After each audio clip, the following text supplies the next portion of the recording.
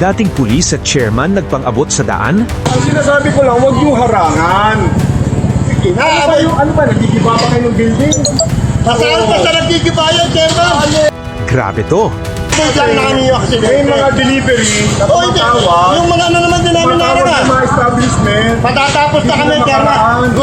Mga kababayan, itinalaga ni Mayor Isko ang Hawkers team sa Maynila para panatilihin ang kalinisan ng mga bangketa sa daan. Gusto nyo madiligpit. Ay, nililigpit ka eh. Gusto nyo. Huwag yung harangan kasi tumadaan yung mga kartilya.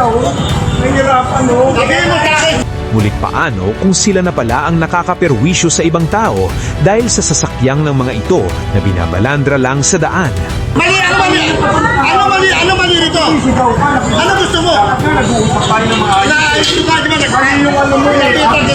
Papakinggan ba nila si chairman o mananaig ang kapangyarihan system ng dating pulis na ito na di umano'y para sa kanya, ginagawa lang ang kanyang trabaho? Sabi ko, tuloy nyo yung trabaho nyo. Hindi mo kayo tinigilan.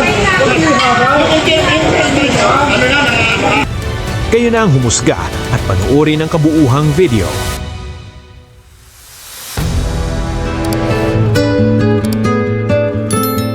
Harang lang namin. Ha? Harang mo rin damit nyo. Baka makadisgrasya. Wala tayong papayan. Harang mo rito. Kasi may basura dito sa sa may MD Santos. Iwala ka na. Eh,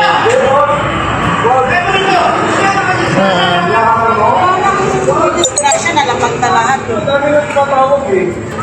Anong pakinggan na pwede yung harangan? wait lang. Kasi baka, wait lang, baka mapaway si boss. Wait lang.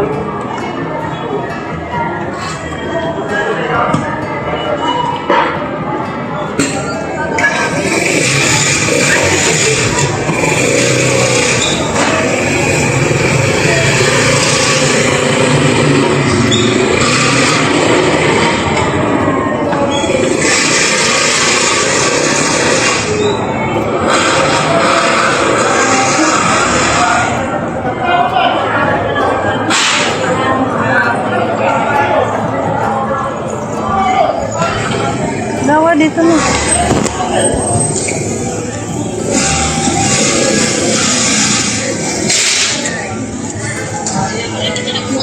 Ano, mag-online ko lang.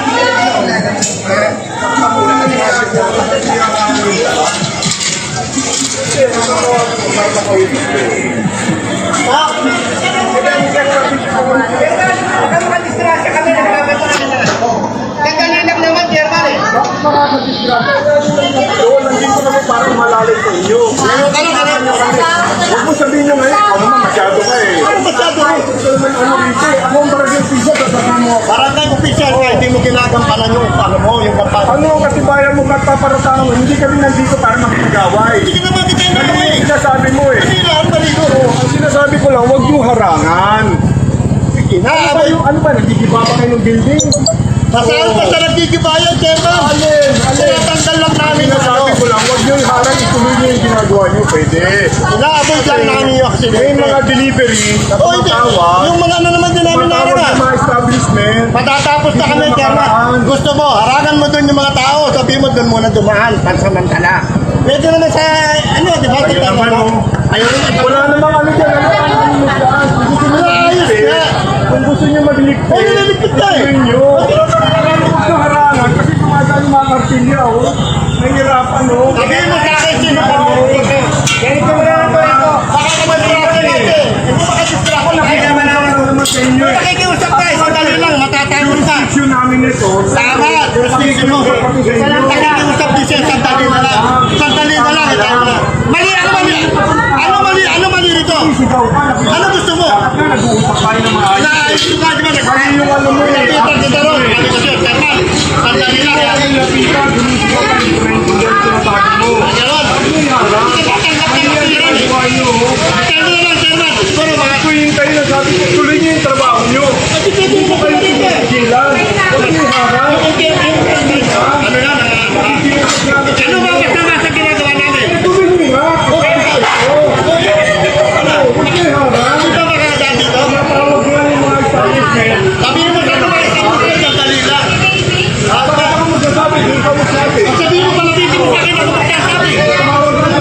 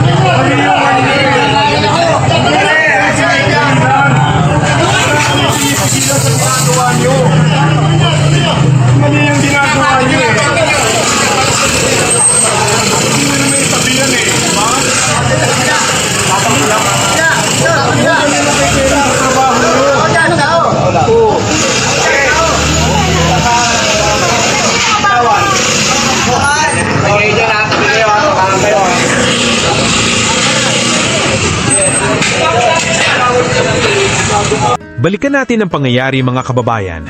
May clearing operation at paglilinis na isinasagawa sa Maynila. Normal na eksena, araw-araw nang nangyayari. Pero dito nagsimula ang tensyon. Habang naglilinis ang Hawkers team, ipinarada nila ang kanilang sasakyan sa gitna ng kalsada kaya hindi makadaan ang ibang motorista. At dito pumasok ang concern ng chairman. Bakit sa gitna? Bakit kailangang harangan ng buong daan? Ngayon, eto ang hindi alam ng karamihan. Ang leader ng Hawkers team ay dating pulis.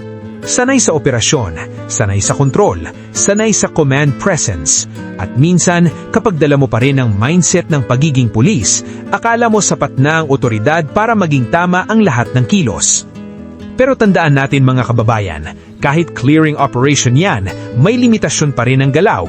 Hindi pwedeng sa ngalan ng disiplina, makadagdag ka naman ng perwisyo sa iba. Ang kalsada ay para sa lahat, hindi lang sa operasyon, hindi lang sa gobyerno.